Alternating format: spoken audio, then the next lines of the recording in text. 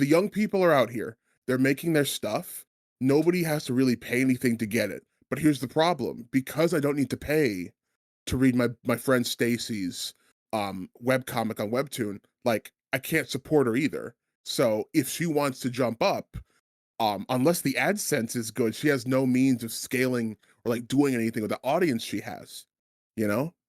So and this is where like there could be a potential gap being filled. Like let's like I remember Kickstarter, not Kickstarter. Oh no. So Webtoon and Kickstarter are talking about like doing anthologies with like specific comic uh comics on their website winning. Not Webtoon, excuse me, that's Tapas who's doing that. Oh, tapas, So like gotcha. Makes sense. exactly, because like, hey, maybe you can't afford to do a print run at the scale you need to without pre-orders. Cool, they can run that for you.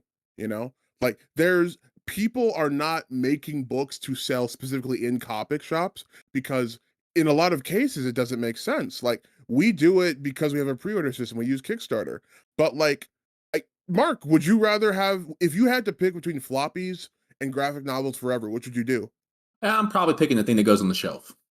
Exactly. See, Yeah, like and that's a thing I within the love industry. That's the thing. You know what I mean? yeah. Like for some people it isn't feasible to release like that at all, and sometimes the way you get that money is with the floppy releases. But like there's so much like at play within that. Like you need to fight for shelf space.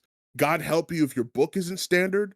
Like you're limited by by size and like format. You can't be too big or else you're gonna have page creep. Like Yeah, there's so many things like that are at play when you go physical. And this is like again, this is before it even gets on the shelf in the yeah, shop. yeah. You then need to deal with the clientele, like the demographics of the shop you're in. You know? That's a big Like thing. Yeah, like what if there aren't you, kids in your area like that? Like, you know what I mean? Exact no, you need to be the guy who owns the shop needs to be down with this book being sold. Like, you know, maybe he's like is detached and doesn't care what's in there as long as he gets his money. Maybe he's like, no, I won't let this kind of book fly in my store, you know? Mhm. Like there's a lot you need to fight for to get into a brick and mortar location in 2025 when you're a kid with no money or like you have very little or just a 9 to 5 and you're trying to make ends meet, you know? Mhm.